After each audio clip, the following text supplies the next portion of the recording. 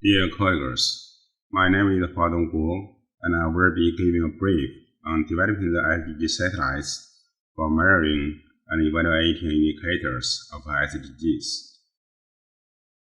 The 2030 Agenda provides a globally accepted framework with concrete goals and targets that can guide relevant national and regional actions, ensuring progress towards SDGs.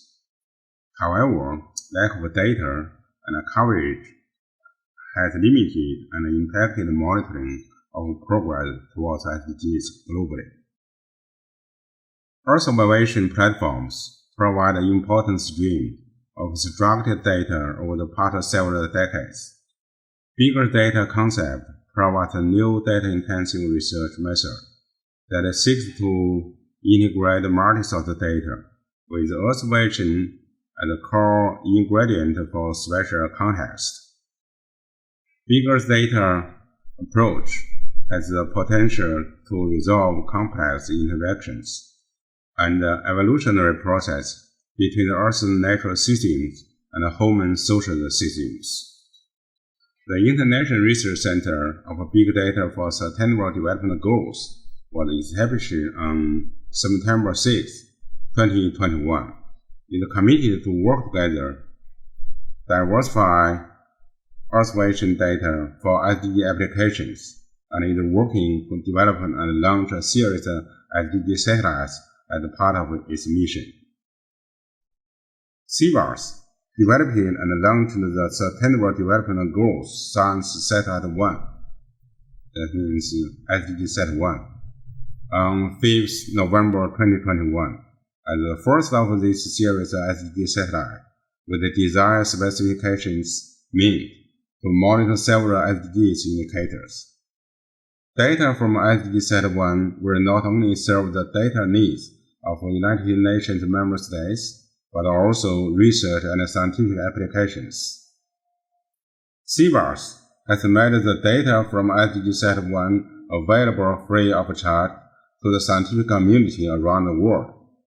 With the SDG Sat 1 Open Science Program initiated in September 2022, following is our recommendations. Firstly, the Global Development Initiative and the UN TFM provide reliable frameworks to improve the science policy interface to encourage governments at all levels in developing nations to take advantage of observation satellites. Secondly, localization programs are key to realize maximum potential of observation data and empower individuals to gain knowledge, develop skills, and utilize these resources to develop local resolution to local challenges. Thirdly, interoperability and data fusion research can open new opportunities for continuous streams of viable information, improving data resolutions necessary for monitoring and decision support for sustainable development. Fourthly, observation data has to be realized as important fundamental data to fuel community-driven movement towards sustainability by encouraging development of digital public goods for SDGs. Open and accessible observation data will support localization programs and engage talent volunteer community to share ideas and publish digital products. Thank you.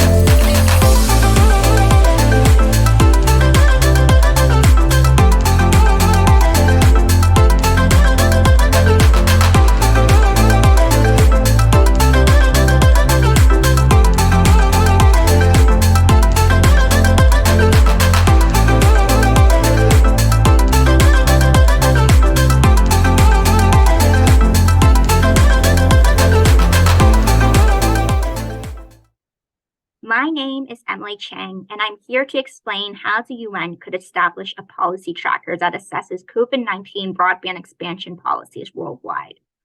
COVID-19 quarantine spurred a digital revolution. By 2021, internet users grew to 4.9 billion.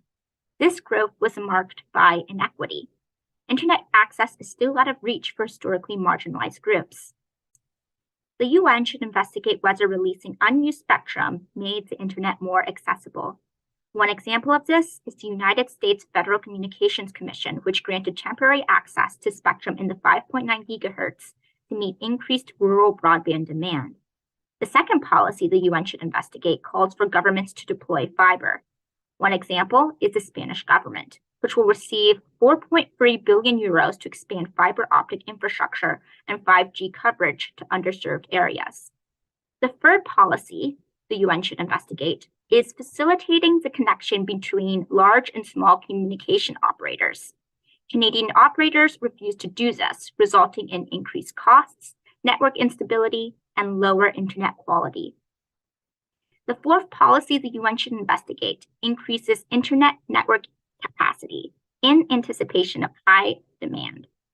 Ireland did this. Network operators set up internet ports that could be brought online remotely and preemptively built out an extra 100G of core network capacity.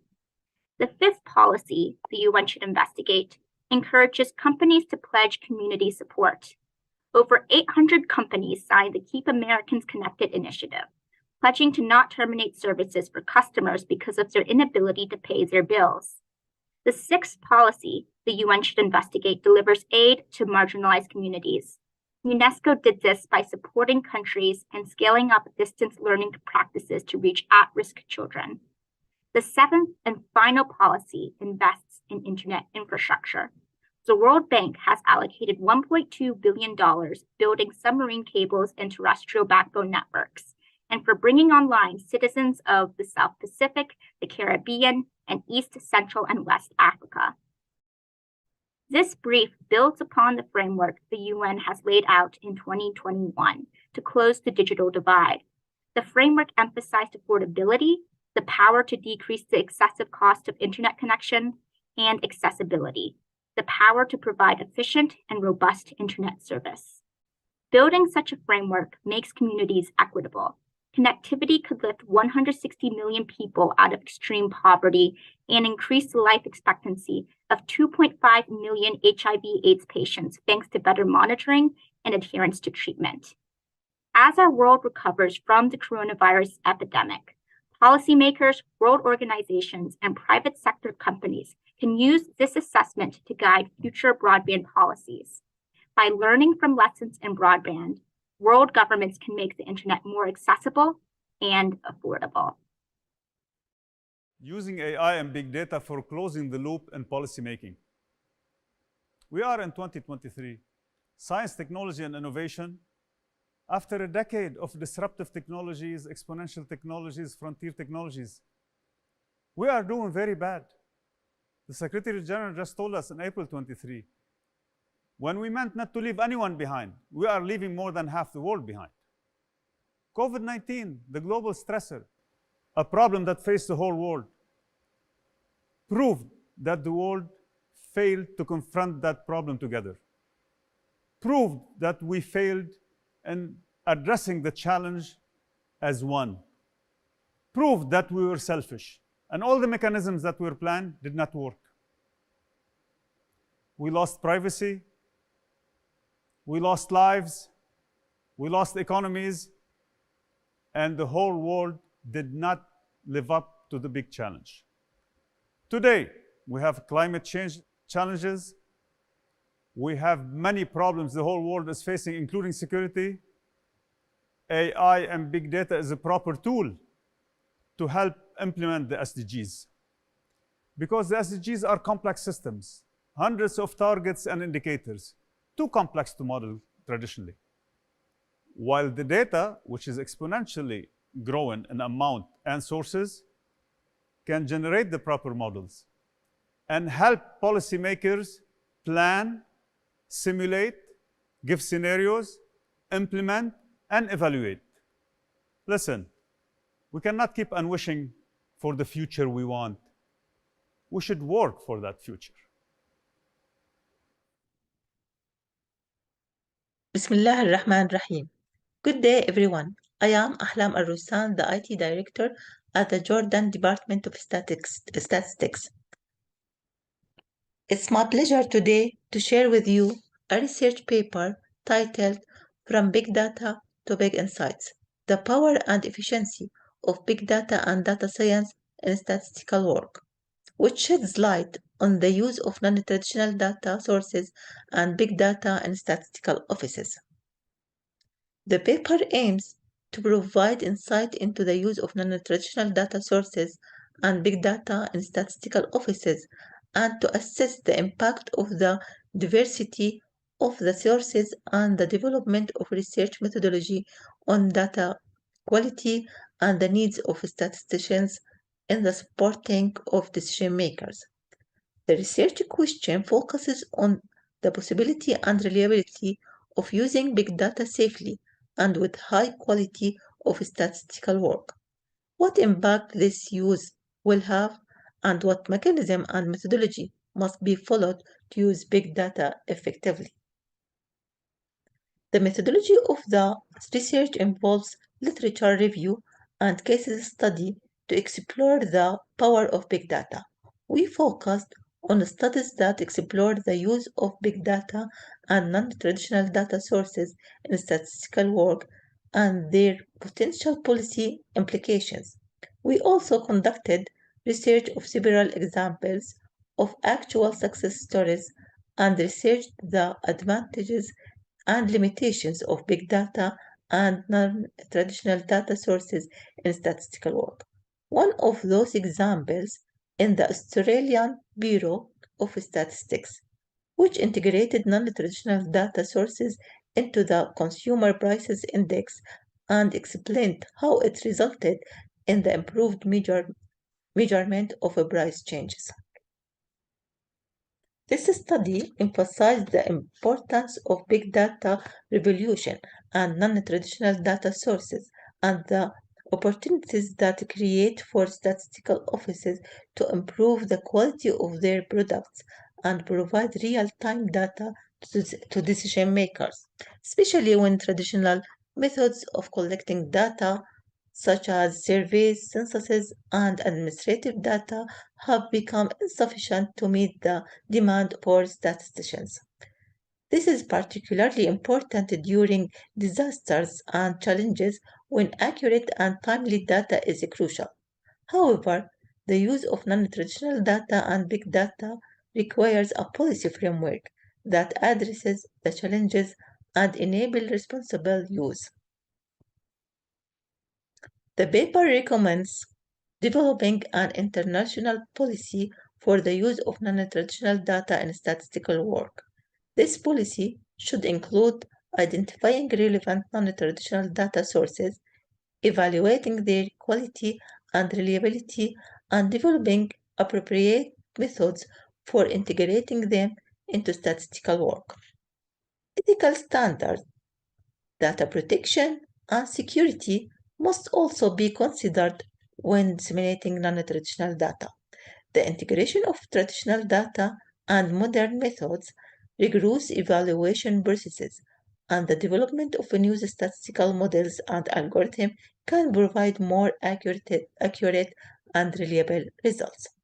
Finally, I hope that this presentation of my paper will provide valuable insights and stimulate meaningful discussions about the importance of having an approved policy for using big data and non-traditional data to improve the quality of statistical work and support decision makers in more accurate and reliable manners. Thank you for your attention.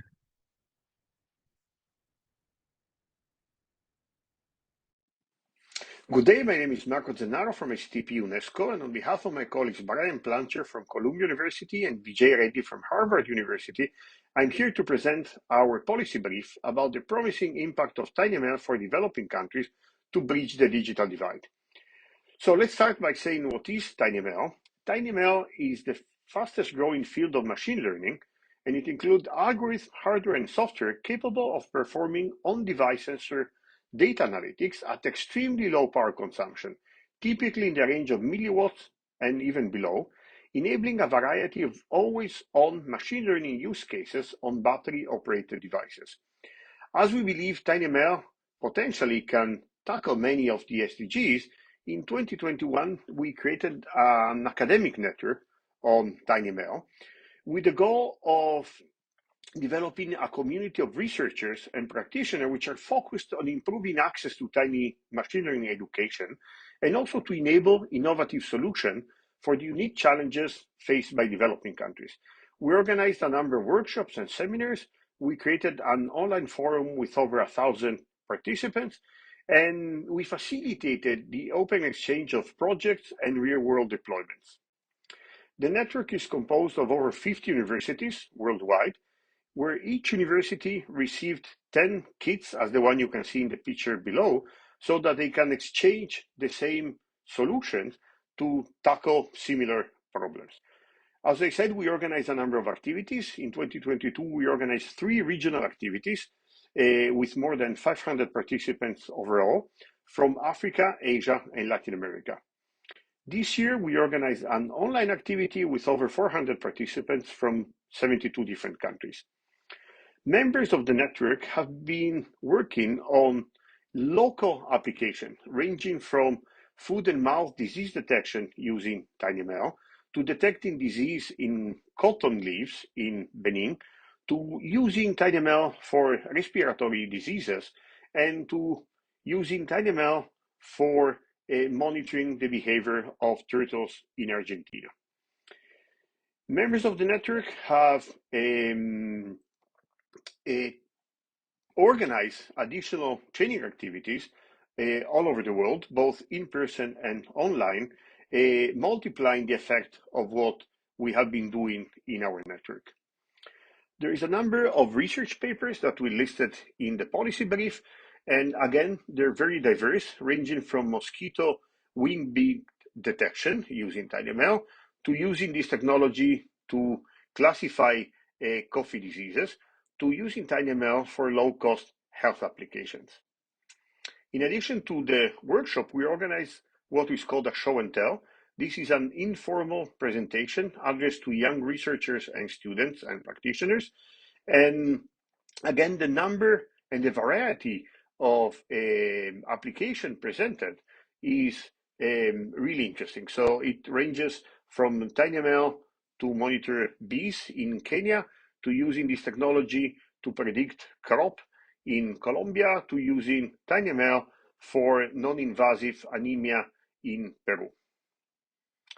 Policy recommendations that are listed in the document are about organizing regional networks. We have seen this to be very successful. People speak the same language and they're interested in the same application. To covering the ethics of AI, so we use the UNESCO recommendation on AI in all our activities, and to supporting local champions. This is extremely important. Networks are strong as much as the local champions are strong. Our website is tinymledu.org, or you can use the QR code to visit our website. Thank you for your attention. It is our great pleasure to participate in the United Nations call for science policy briefs for the Multi-Stakeholder Forum on Science, Technology, and Innovation for the SDG 2023. The brief is about youth engagement in promoting digital innovation. From the experience of 3 industrial revolutions in human history, digital transformation, seen as the 4th one, is well recognized as a key element for sustainable development. Young people are considered digital natives, as they grow up under the deep influence of the internet and other modern information technologies. While digital immigrants who were raised prior to the digital age have to adapt to the new language and practice of digital technologies. Empowering youth is empowering the future. In the dynamic landscape of emerging technologies, the digital native mindset may lead to unexplored space and imagination when thinking about digital transformation. Many efforts have been made to explore the possibility of youth connectivity and access to the digital world. including the ITU Resolution 198 and GIGA, a joint forces launched in 2019 by the ITU and the UNICEF, as well as the first-ever global report on ageism launched by WHO in March 2021. Take China as an example. The State Council formulated the first national plan in the youth field in 2017. And in 2022, the State Council reviewed the progress and released a white paper with an in-depth analysis and pointed out the unique opportunities for young people to be engaged in the digital transformation. 3 key questions are to be answered to identify future opportunities. Number 1. How to identify innovation direction.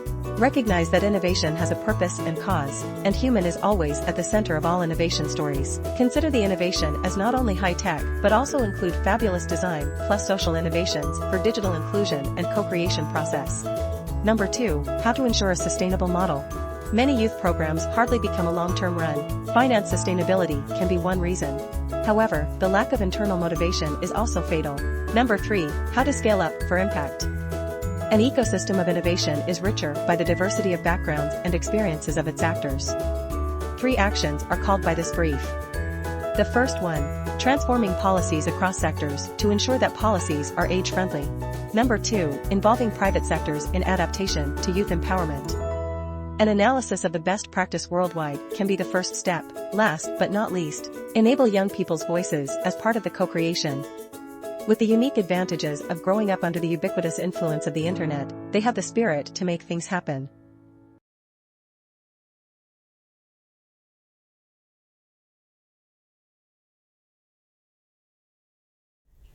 Assessing economic growth and employment is key for measuring progress towards Sustainable Development Goal 8, which is aimed at promoting the creation of sustainable and inclusive, decent work for all. Understanding progress can be difficult, particularly at local level.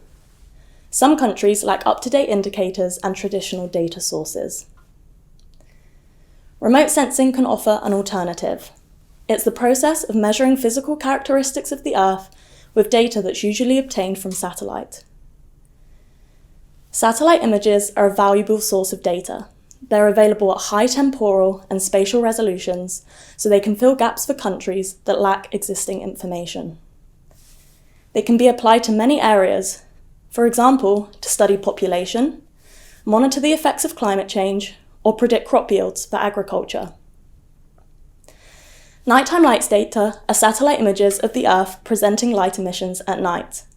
Brightness from the lights has been established as a proxy for economic activity in the form of GDP. This can then be translated into employment. Analysing lights before and after an event, such as a natural disaster or large conflict, can help assess the magnitude of economic shocks and highlight which areas have been most affected. This is important for targeting intervention. Projects aimed at generating employment, such as the construction of a new road, provide improved access to the labour market so people can seek more and better jobs. Understanding how lights change after the road has been constructed can provide a measure of the change in GDP and employment that has been produced. Understanding this is important for feeding into future planning and policy. Remotely sensed data is valuable for measuring economic and employment effects, but it should be balanced with an awareness of the processing requirements, data quality, and sensitivity issues surrounding the data. It is recommended that the use of this data be further institutionalized to measure progress towards SDGs, where stakeholders should share relevant data and knowledge to expand the area of work.